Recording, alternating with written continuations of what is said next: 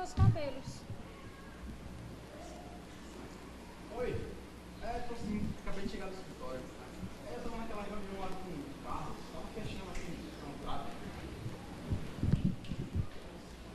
Olha, todo mundo deveria ter dinheiro. Mas como eu sei que ninguém tem, isso fica reservado a mim, que tenho muito dinheiro. Cara, você deveria ter visto. Sabe tudo nos meus termos. Ele precisava saber com quem estava lidando. Mas você sabe que comigo é assim. É autoridade, comando. Quem olha pra mim já tem que saber logo que tem que se colocar no seu lugar. A vida é assim. Quem pode, manda. Quem não pode, só obedece. A vida é um campo de guerra e eu estou sempre à frente dele. A sociedade nos pede isso, né? Na verdade, é sempre assim. Se a gente não pisar, é pisado. Olha, beleza tem poder. Afinal, quando eu chego em todo lugar, todo mundo para me olhar, claro, não é? Afinal, eu sou linda. Cara, mas a conversa tá boa, mas eu tenho que ir. Que a mulher tá esperando pra gente sair hoje à noite. Mas tu não sabe da novidade, cara. Ela agora inventou de querer meu cartão corporativo pra comprar os sapatos dela. Imagina a despesa que eu vou ter, cara. Despesa eu já tenho, preciso de uma mulher.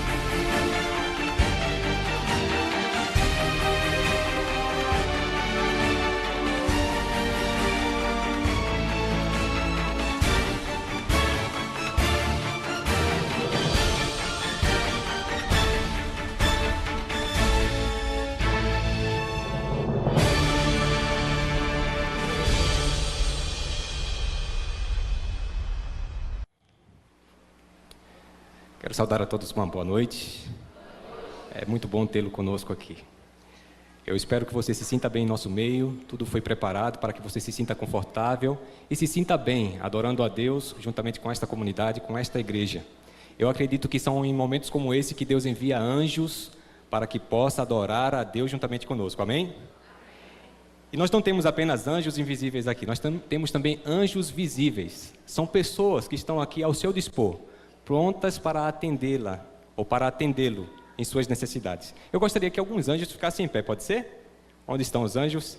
Aqui estão pessoas com as quais você pode contar, tá bom? Caso necessite de alguma coisa, caso precise de alguma informação, você poderá recorrer a qualquer uma dessas pessoas que se posicionaram em pé e pode buscar orientação juntamente com eles, ok? Bem, nós temos um tema interessante nesta noite para apresentar para vocês, que será projetado ali também. E o título da reflexão que trouxe nessa noite para nós estudarmos é autoimagem. Autoimagem. Vamos refletir um pouquinho sobre isso. E gostaria de iniciar enfrentando vocês com algumas perguntas. E a primeira delas é: como você se enxerga? Qual a percepção que você tem de si mesmo?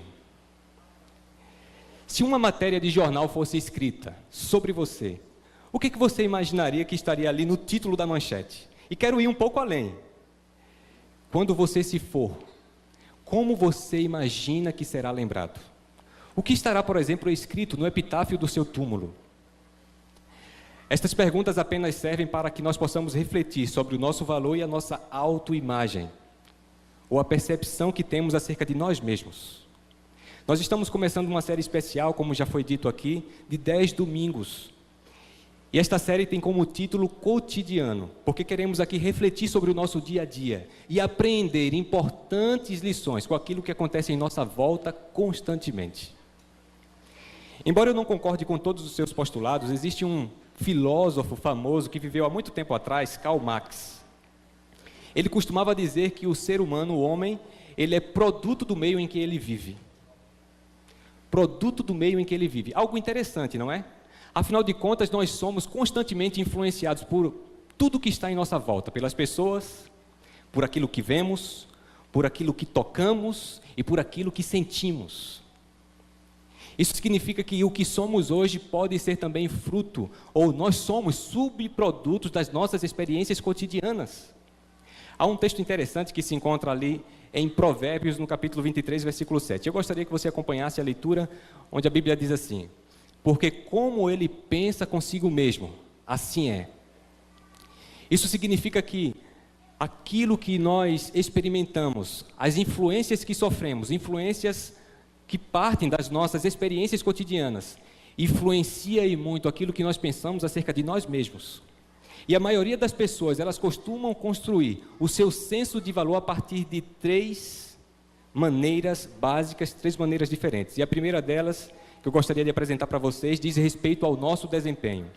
Vocês sabem que há muitas pessoas que realmente estão dispostas a construir o seu senso de valor a partir do seu desenvolvimento pessoal.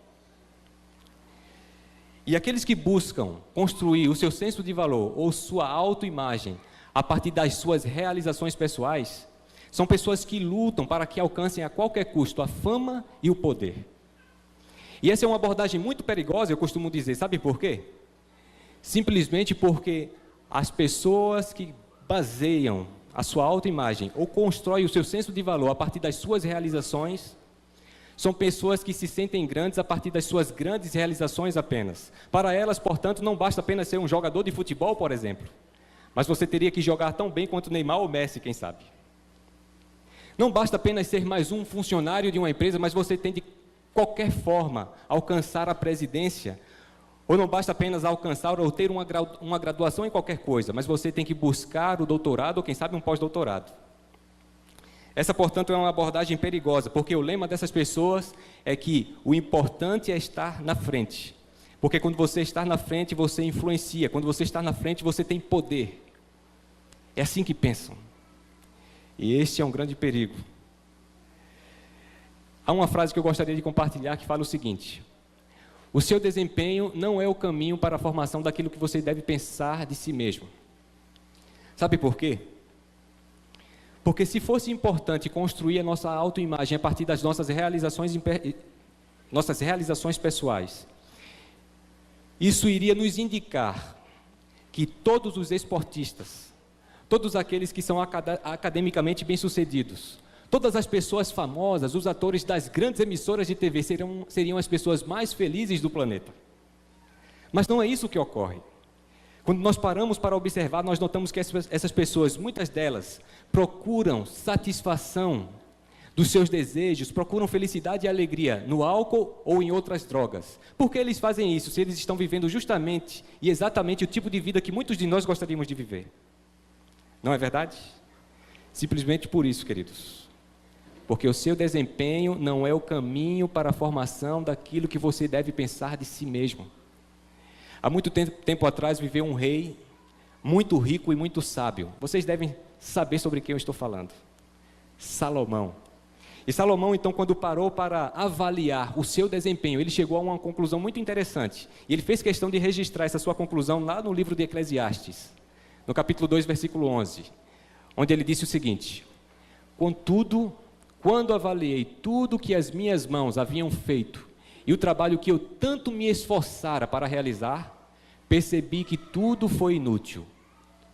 Foi correr atrás do vento. Essa foi a sua conclusão. Mas não imagine que Deus não deseja que você cresça.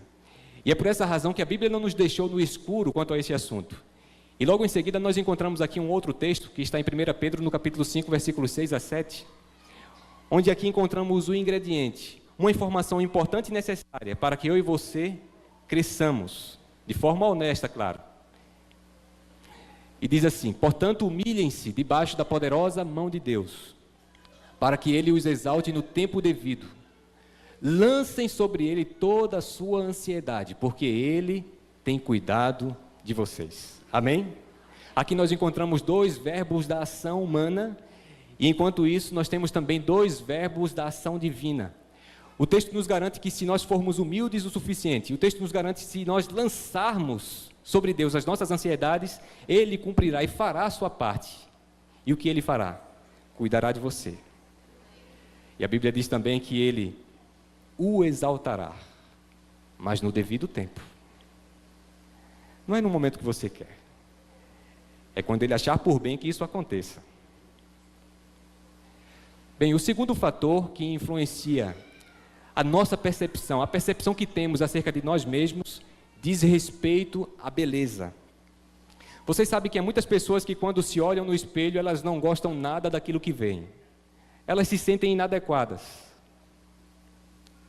É por isso que eu fico imaginando que se existissem aqui em Petrolina lojas especializadas em vender partes do corpo, as filas seriam enormes por conta do grande número de pessoas que estariam dispostas a, quem sabe, trocar o seu cabelo, os seus olhos, as suas pernas, as suas orelhas, a sua cabeça, ou o seu nariz. E eu quero confessar uma coisa para vocês, eu não gostava do meu nariz, vocês sabiam disso? Embora ele seja lindo, né? Sabe por que eu não gostava do meu nariz? Eu achava que o meu nariz ele não combinava com o meu rosto.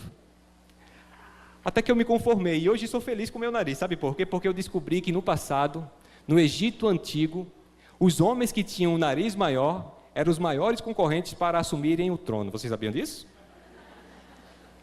E por essa razão, as primeiras cirurgias plásticas de nariz foram efetuadas pelos egípcios, há cerca de 2.000 anos antes de Jesus vir aqui a esta terra.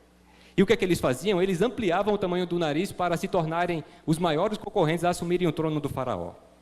Eu fico imaginando que se eu tivesse vivido naquela época, eu seria um forte candidato. Acontece que há muitas pessoas que realmente estão insatisfeitas com o seu corpo. Não se sentem bonitas. E sabe o que ocorre, queridos? É que muitas delas são influenciadas pela mídia, que dissemina a ideia, por exemplo, de que ser magro significa ser bonito. E por isso nós somos muito injustos quando nós permitimos que cerca de 20 ou 30 rostos bonitos da Rede Globo ditem para mim e para você qual é o padrão de beleza mais adequado. Mas eu quero dizer para vocês que os padrões de beleza mudam. E por isso são relativos. Para os gregos, por exemplo, no passado, existiam 4 padrões de beleza. Eu já devo ter dito isso aqui para vocês. O feio feio, o feio belo, o belo feio e o belo belo. Os padrões de beleza mudam. E por isso você deve ser belo da forma como Deus permitiu que você seja. Os padrões de beleza mudam. Você sabe que no Novo Testamento nós encontramos uma história muito interessante de uma mulher, o seu nome Dorcas. Em hebraico seria Tabita. Era uma mulher muito bondosa, que ela atendia aos pobres, as viúvas e os órfãos. Interessante que se nós traduzíssemos o nome desta mulher ao pé da letra para o português, sabe como seria o seu nome? Gazela. Talvez pareça estranho a princípio, mas no passado chamar uma mulher de gazela significava chamar ela de bonita, linda. Era isso que significava. Se Dorcas era uma mulher bonita por fora, eu não sei. Mas ela possuía uma beleza muito maior. Uma beleza interior, capaz de induzi-la ao serviço abnegado em favor do seu próximo. Ela possuía esta beleza. Vocês sabem que há um texto em Provérbios, no capítulo 31, versículo 30, que diz que a beleza é enganosa e a formosura é passageira. É por essa razão que nós não devemos construir o nosso senso de valor e a nossa autoimagem em algo tão transitório quanto a beleza exterior.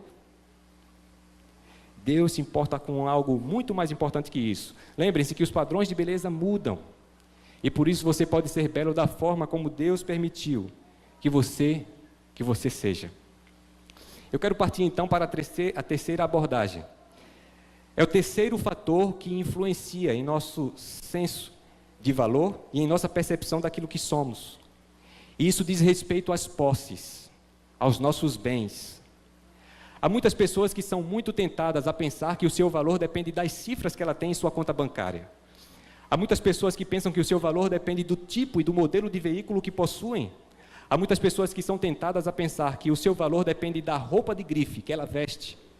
Dessa forma, nós imaginamos assim que as coisas atribuem valor às pessoas e não o contrário. E por isso, muitas pessoas constroem uma imagem distorcida daquilo que elas são. Há um grande perigo nisso.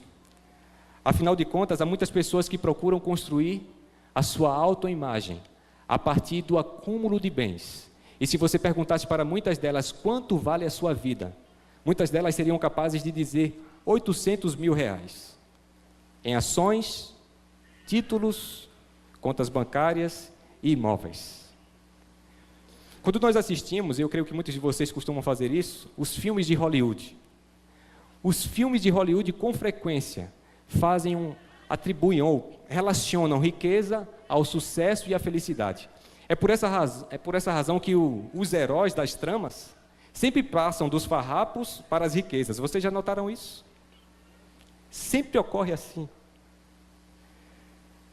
E é por isso também que muitas pessoas hoje possuem um lema para a sua vida. E um dos seus lemas é: quando as coisas se complicam, o bom mesmo é sair para fazer compras. No caso das mulheres, principalmente sapatos, não é? Sapatos. Mas apesar de nós sabermos que fazer compras, isso proporciona uma certa satisfação para todos nós, não é? Mas acontece que os resultados dessa experiência não são duradouros, mas são temporais.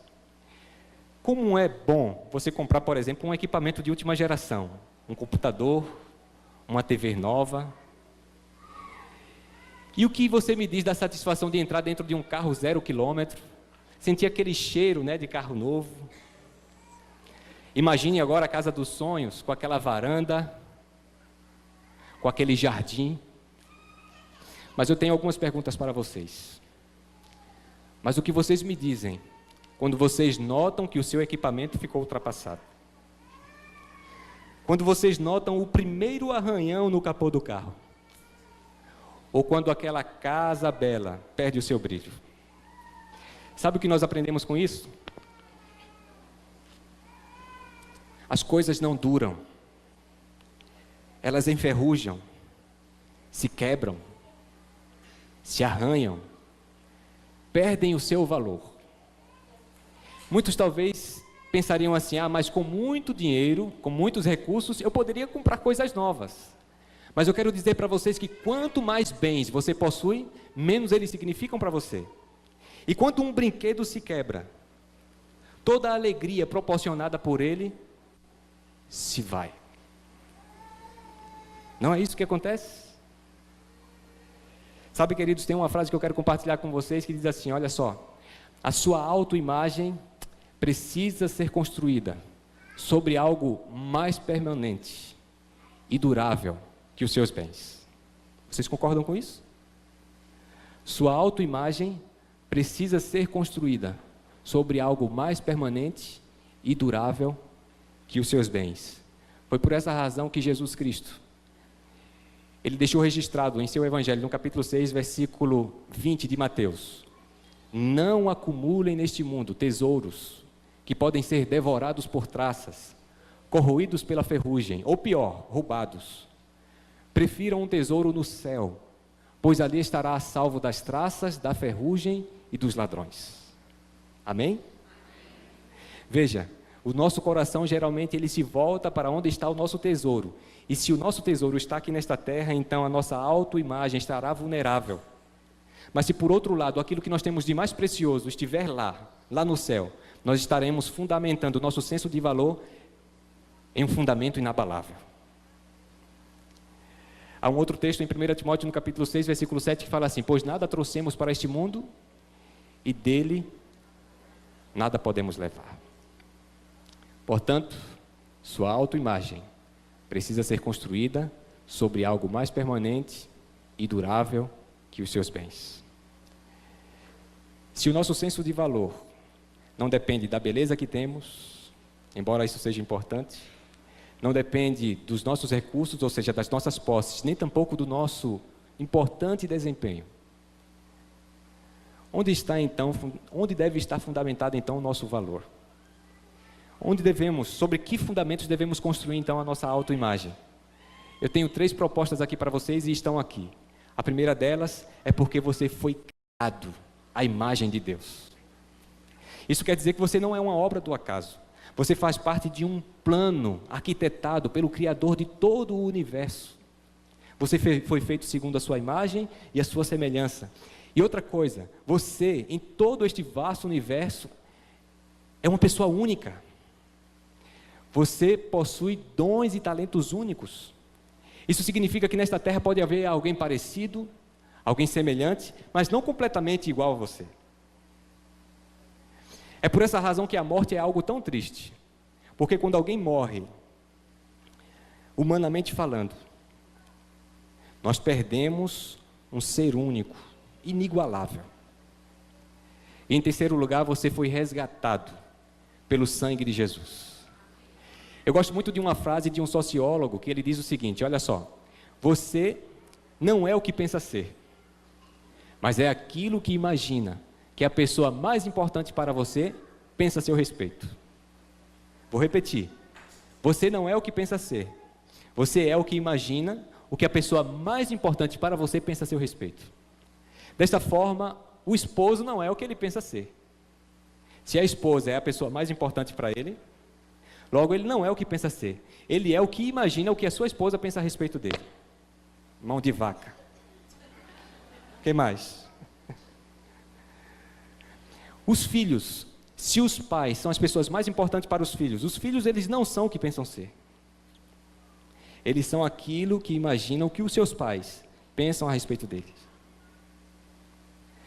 Mas, e você que é cristão? Quem é a pessoa mais importante para os cristãos? É Jesus Cristo. É por essa razão que você não é o que você pensa ser. Você é aquilo que você imagina, o que Cristo pensa a seu respeito. Amém? Sabe, queridos, se você quer saber qual o valor que você tem, basta olhar para a cruz do Calvário. Sabe por quê? Porque a busca por uma apreciação sólida daquilo que de fato valemos encerra-se quando nós olhamos para a cruz de Jesus Cristo. Nós somos muito preciosos, senão Deus não teria feito o que Ele fez. Deus deu um passo adiante. Ele sabia que nós não poderíamos nos elevar até onde Ele estava. E foi por essa razão que Ele enviou seu Filho Jesus Cristo para comprovar mais uma vez que você é precioso. Somos valiosos porque nós fomos criados à sua imagem. Somos pessoas únicas, mas além de tudo isso, quando nós nos perdemos em nossos pecados, em nossos erros, Ele ainda assim enviou o seu Filho Jesus. Um ser perfeito, deixou sua zona de conforto, deixou o céu e veio a este mundo aqui poluído pelo pecado, somente para encontrar você. É sobre isso que falam os evangelhos. Há muitas pessoas que viveram no passado, pessoas importantes, mas poucos registros existem sobre essas pessoas. Mas quantas coisas se escreveu ou se fala sobre Jesus, não é? Os tempos passam, hoje estamos em momentos e tempos modernos, mas ainda assim, a mensagem do Evangelho continua sendo uma mensagem atual. Porque o problema do homem não é um problema mais tecnológico. Afinal de contas, se fosse um problema tecnológico, eu creio que o homem já haveria de ter encontrado uma solução para ele. Mas nós temos um problema moral. Mas apesar dos nossos pecados, deste problema moral, somos preciosos para Deus. Você é valioso para Deus. E nesta noite eu gostaria de orar juntamente com você, agradecendo a Deus mais uma vez pelo valor que a cruz de Cristo atribui a você e a mim. A Tásia irá cantar neste momento. Enquanto ela canta, eu gostaria que você aí onde está elevasse a Deus uma oração de agradecimento. Porque a sua autoimagem não depende do conceito que você tem da sua beleza, das suas posses, nem tampouco do seu desempenho, mas sim daquilo que Deus fez por você através do seu Filho Jesus.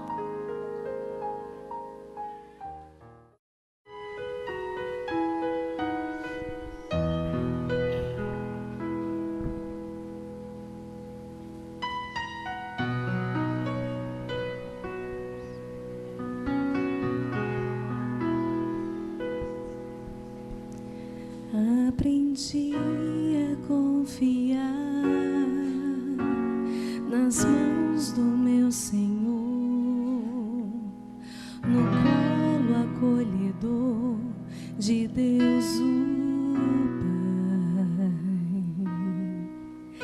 Pai. Aprendi a viver bem, sem riquezas e poder, mas com a paz e o prazer de ser filha do Rei. Aprendi que os meus fardos Ele quer carregar, e por isso lhe entreguei minha vida. Hoje estou leve, provei do amor de Deus, sim, estou leve, pois a Ele confiei meus grandes fardos, e assim aliviei todo o peso que em pecado acumulei. Hoje estou leve, como pluma que é levada pelo vento, sustentada, flutuando a contento. Assim me sinto em tuas mãos, Senhor. Senhor, hoje estou leve.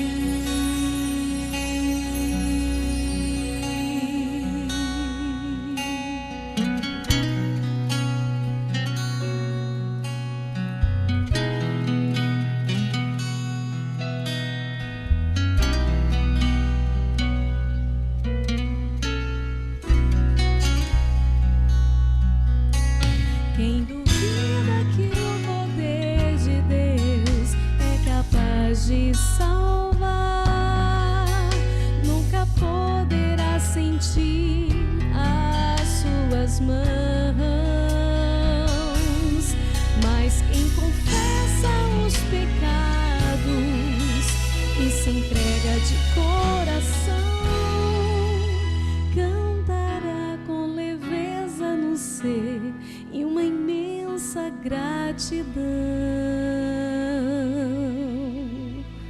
Hoje estou leve, provei do amor de Deus, sim, estou leve, pois a Ele confiei meus grandes fardos, e assim aliviei todo o peso que em pecado acumulei. Hoje estou leve, como pluma que é levada pelo vento, sustentada, flutuando a contento. Assim me sinto em tuas mãos, Senhor. Senhor, hoje estou leve,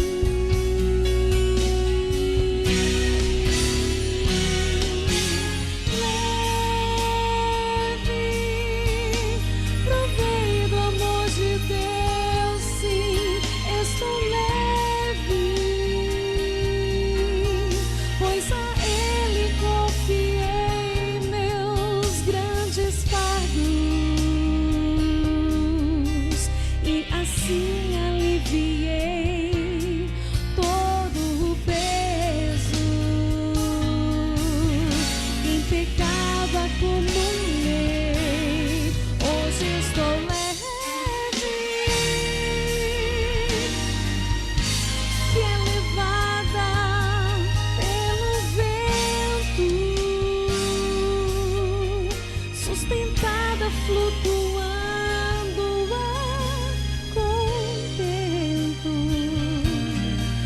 Assim me sinto em tuas mãos, Senhor.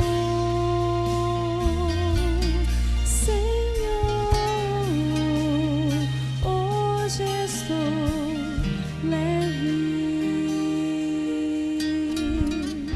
leve, leve.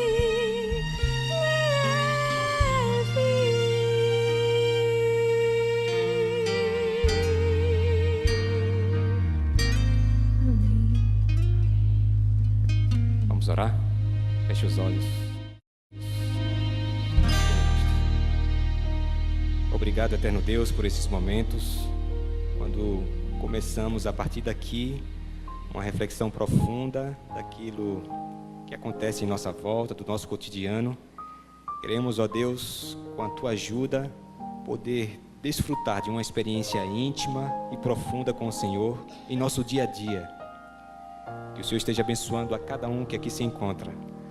Ajuda-nos, portanto, para que construamos o nosso senso de valor, a nossa autoimagem, a partir daquilo que o Senhor deseja que sejamos e daquilo que o Senhor já fez por nós através do Seu Filho Jesus Cristo.